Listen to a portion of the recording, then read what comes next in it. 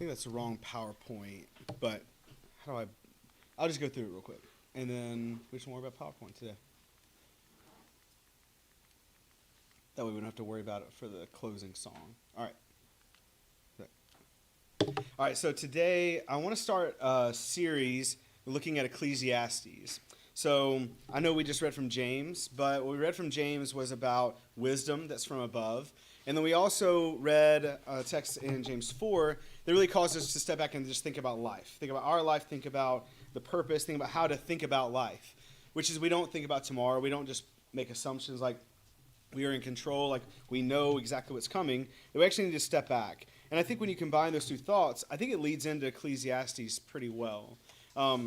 So what I plan to do, and the reason I'm saying I plan to do it is because I might change my mind on this, but I plan on going through Ecclesiastes, just one sermon per month throughout this year.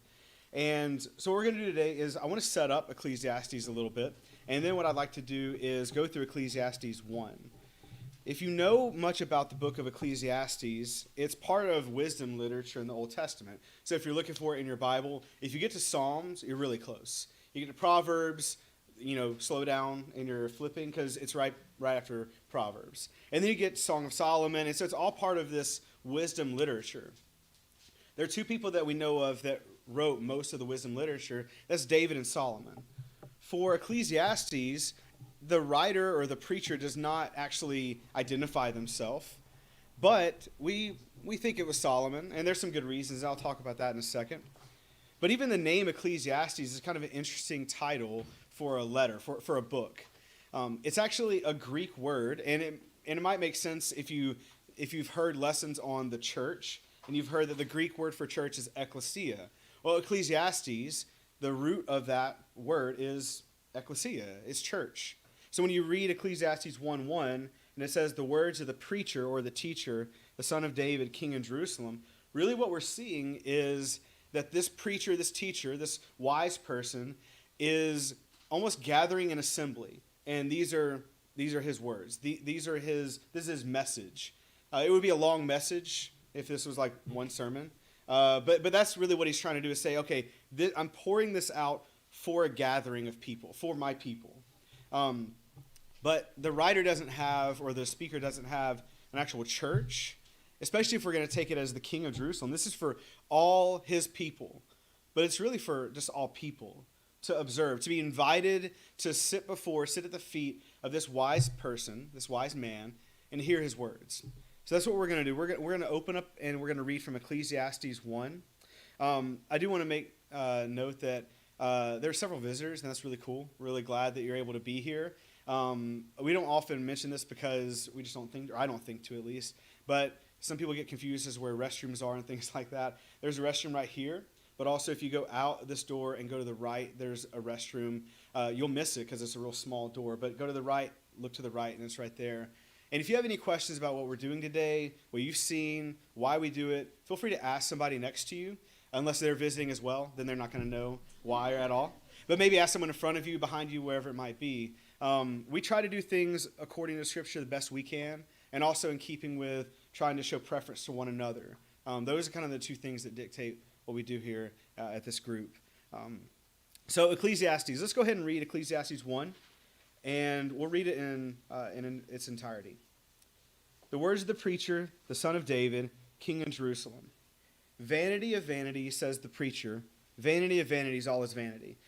That's not super encouraging way to start a sermon, right? Vanity, worthlessness, emptiness.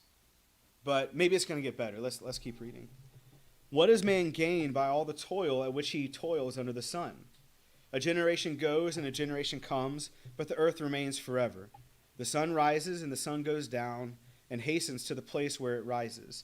The wind blows to the south and goes around to the north. Around and around goes the wind, and on its circuits the wind returns. All streams run to the sea, but the sea is not full. To the place where the streams flow, there they flow again. All things are full of weariness. A man cannot utter it. The eye is not satisfied with seeing, nor the ear filled with hearing. It hasn't gotten better yet, has it? What has been is what will be, and what has been done is what will be done. There is nothing new under the sun. Is there a thing of which it is said, see, this is new?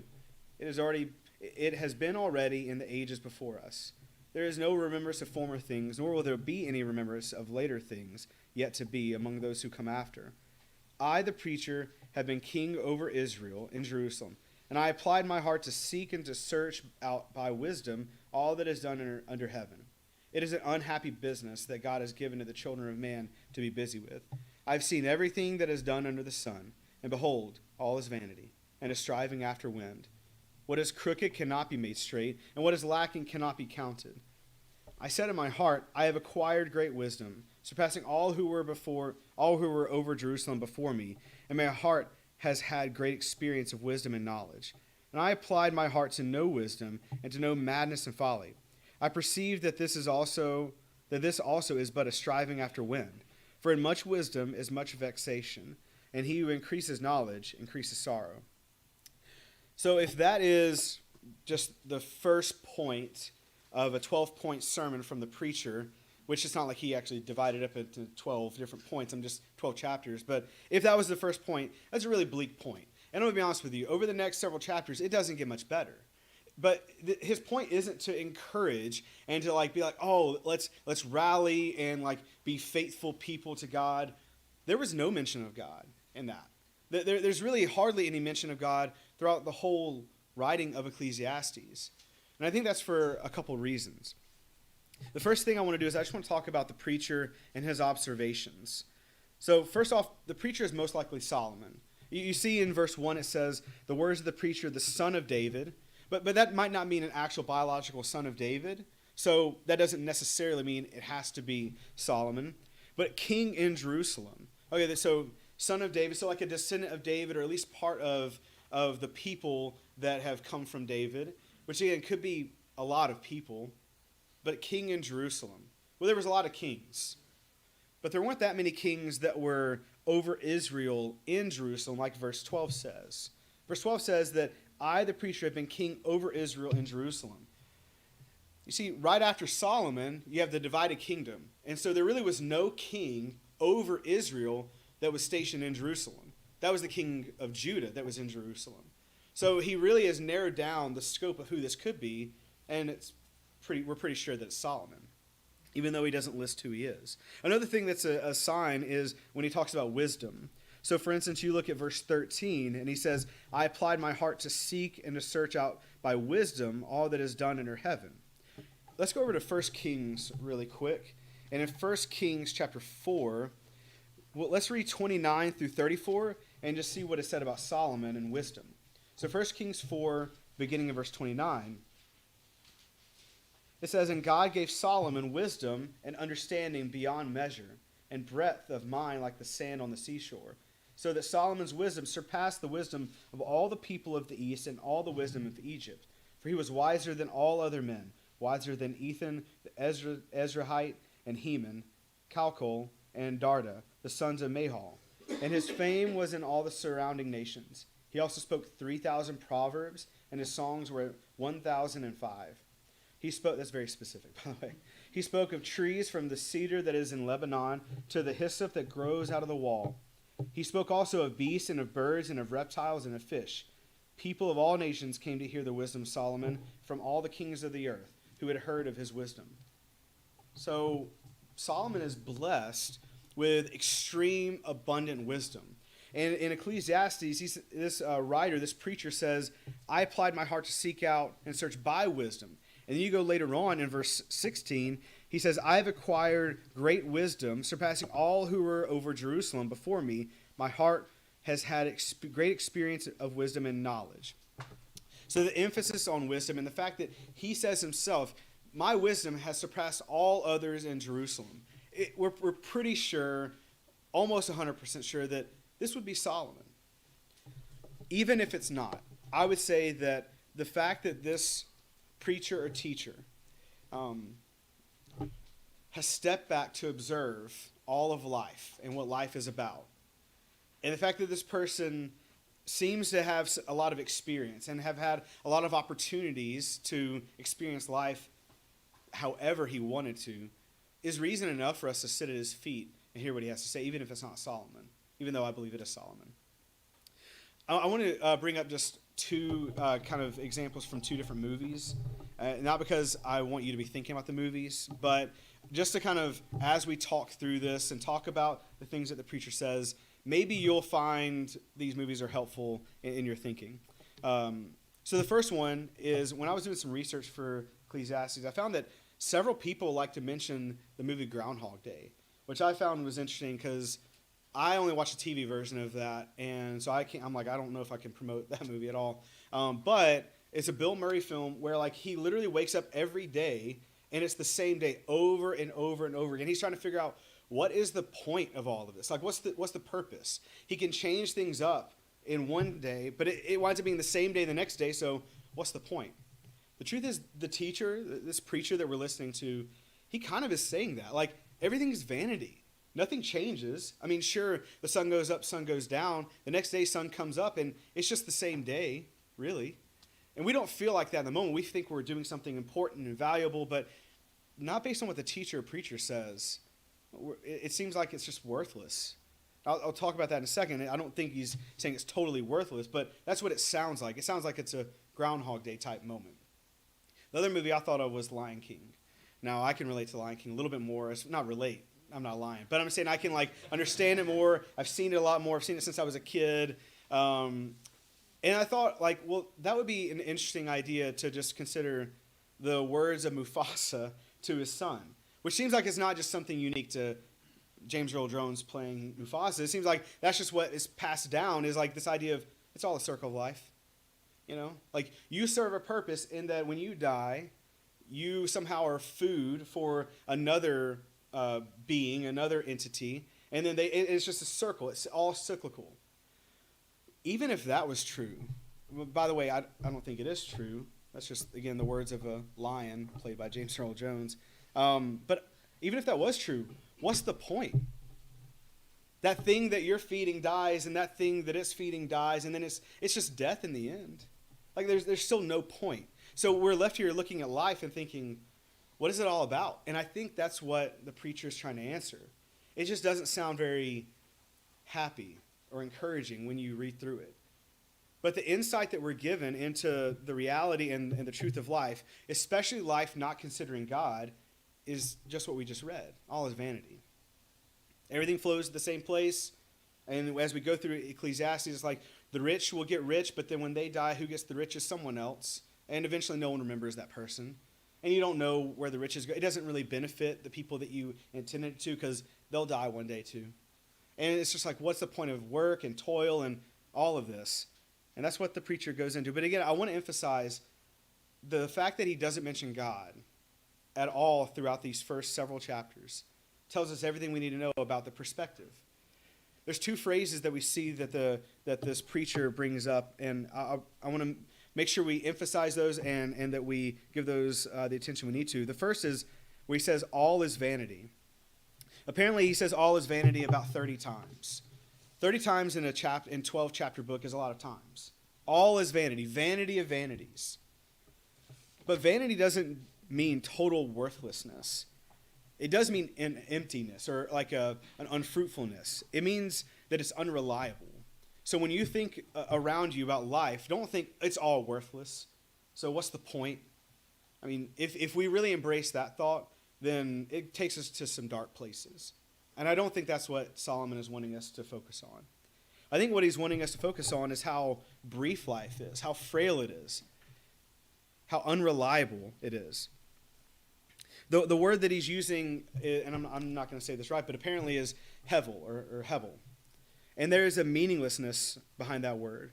But I think a better way to understand that word and this idea of vanity is it's like a vapor, which is exactly what we understand our life is anyway.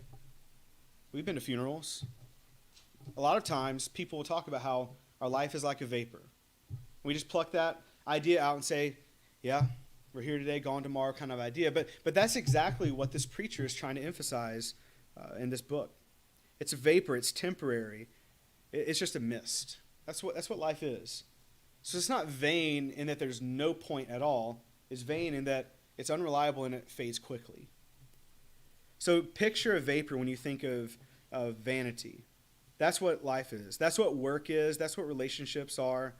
And I think that if we go to chapter 1, verse 15, it kind of brings out an even bigger point, that nothing is fixed in life. He says, what is crooked cannot be made straight. What is lacking cannot be counted.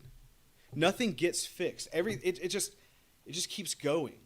Like, as much as we think that we want to, like, make an impact right here and right now that will last forever, it just doesn't last forever. It just doesn't.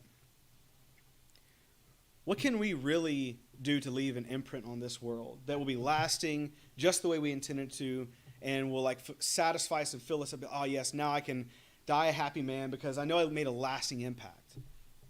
Apparently, according to the preacher, there's nothing. There's nothing because he's only viewing things under the sun, which is the next thing that we get in verse 3. He asks a question in verse 3. What does man gain by all the toil at which he toils under the sun?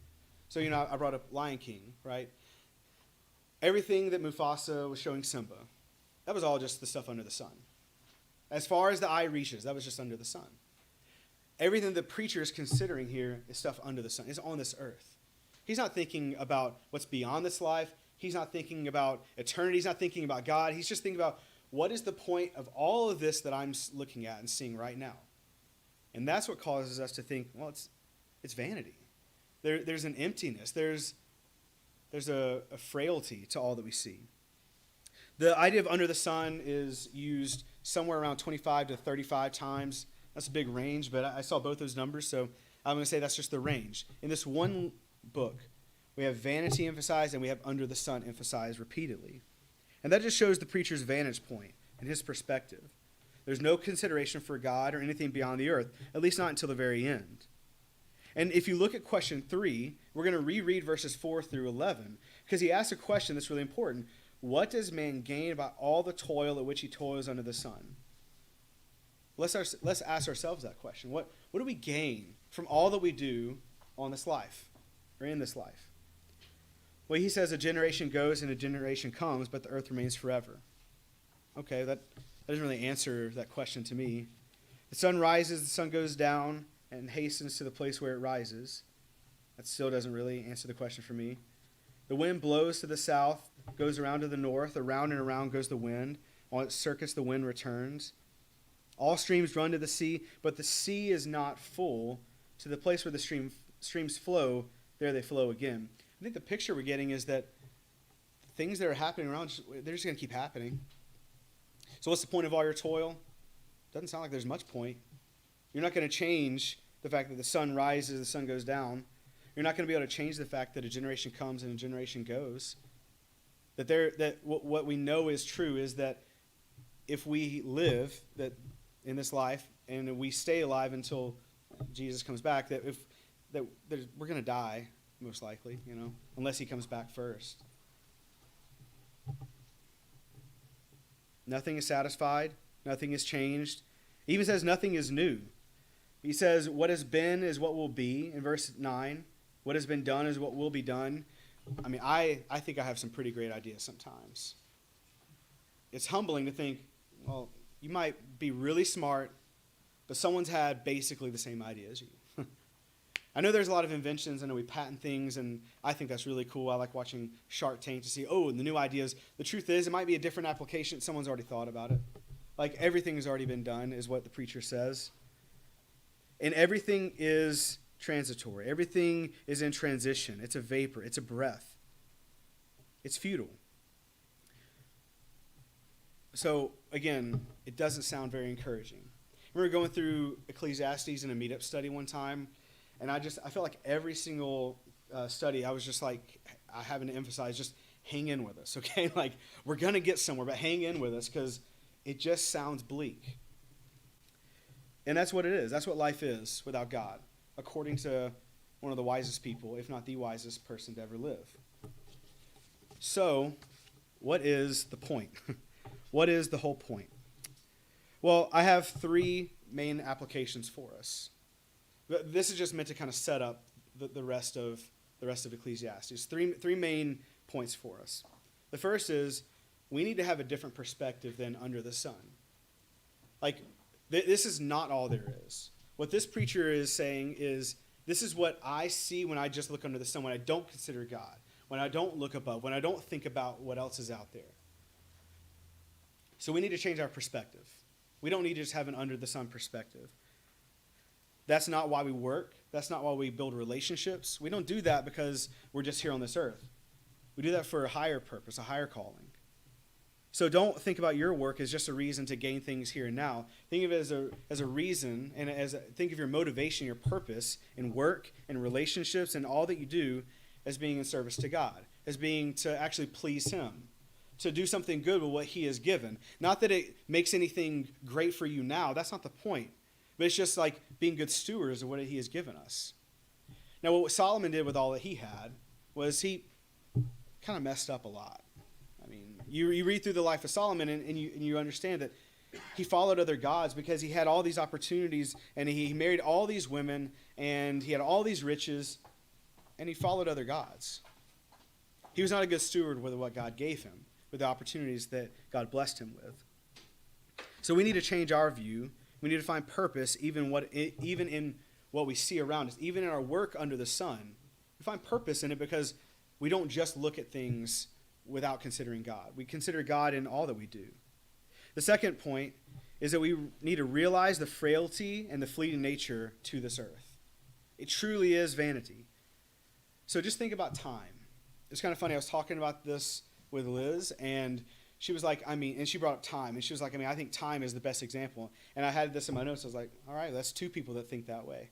When you think about vanity and frailty and worthlessness, just think about time. Think about how much little control you have over time. Now it just keeps passing. Time puts everything in perspective because of how quickly it passes and how little control we have over it. So realize the frailty and fleeting nature to this earth.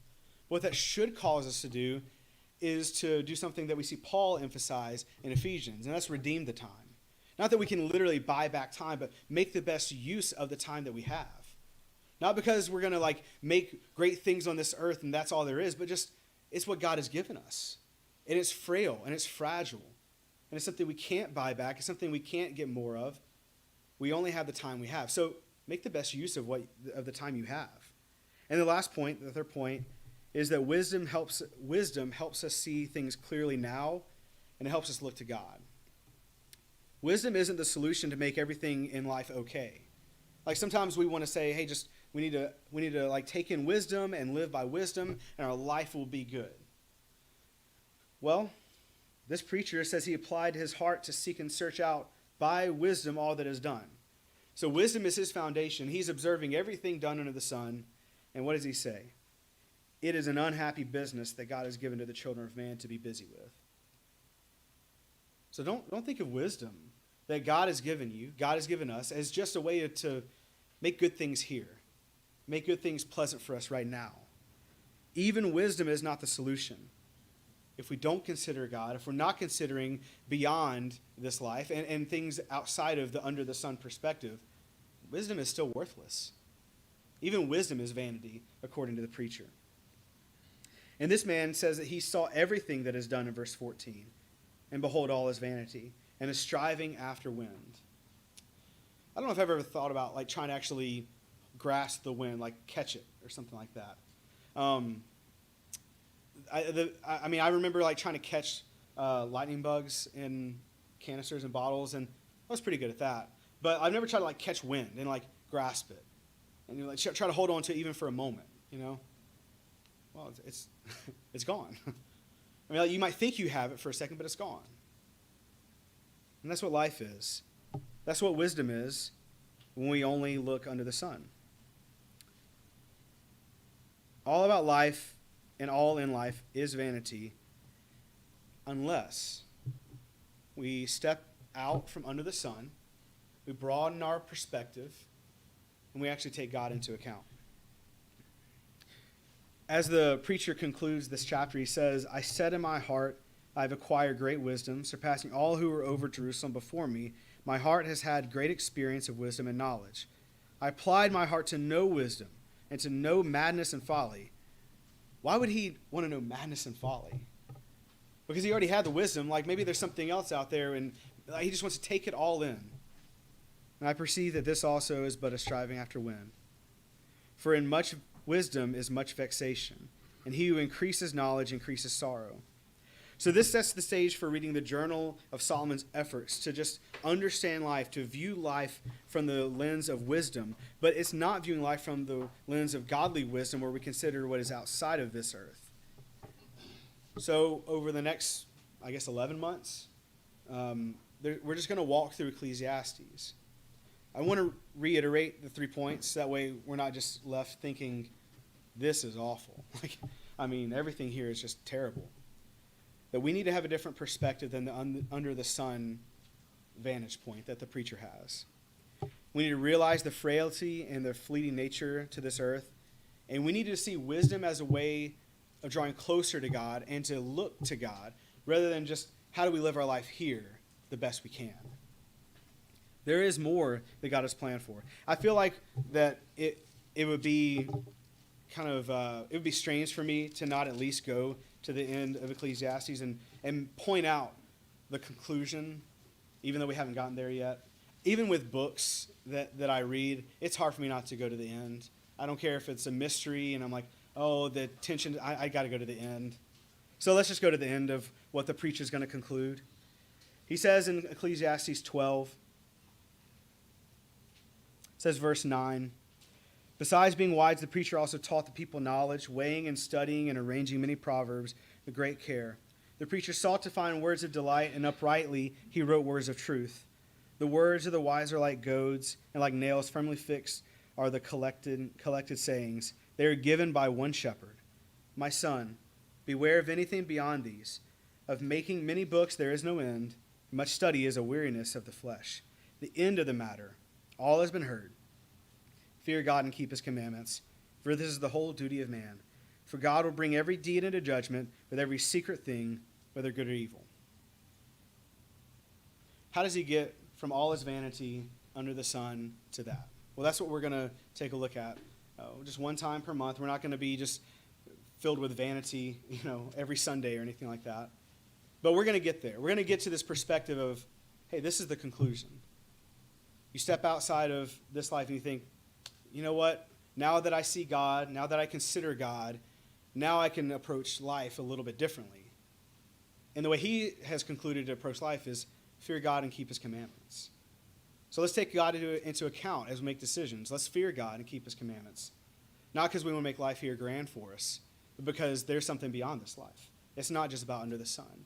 It's about what's beyond it. It's about the one that created the sun, the very sun that we see. So, again, I know this hasn't been like a message of encouragement to say, all right, let's go be good Christians. But maybe you can just look inwardly and you can think, am I viewing life the way I need to? Or am I just looking at it as under the sun? Well, maybe step back. And as you consider your life, just remember the conclusion. Fear God and keep his commandments. For that is man's all. Scott's going to have a closing song for us, and then we'll have a break after that, and then we'll have the Lord's Supper service.